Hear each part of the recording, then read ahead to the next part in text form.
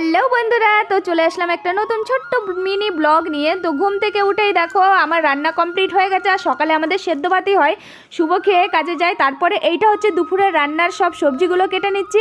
সবজিগুলো কেটে রেখে চলে এসেছি দেখো জামা কাপড় ধুতে। জামা কাপড়গুলো আমি সার্ফে ভিজিয়ে রেখেছিলাম অনেক সকালে, তো না ধুয়ে দিলে আমাদের এখানে আবার রোদের কোনো পাত্তা নেই। তো যাই হোক, তাড়াতাড়ি করে ধুয়ে দিয়ে তারপরে দুপুরে রান্না করতে বসে গেছি।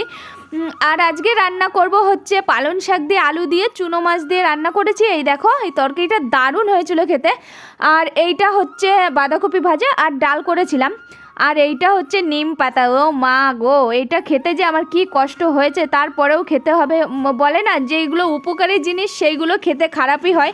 তো যাই হোক, ওটা একটুখানি খেয়ে নিলাম। খাওয়ার পর চলে আসলাম হাটে ওই ছেলের জন্য একটা হুডি নিতে। আর তারপরে ছেলের জন্য একটা এই যে ভেসলেট বানাতে দিয়েছিলাম, সেটা নিয়ে চলে আসলাম। তো যাই হোক, ভিডিওটা ভালো লাগলে লাইক কমেন্ট সাবস্ক্রাইব করেন।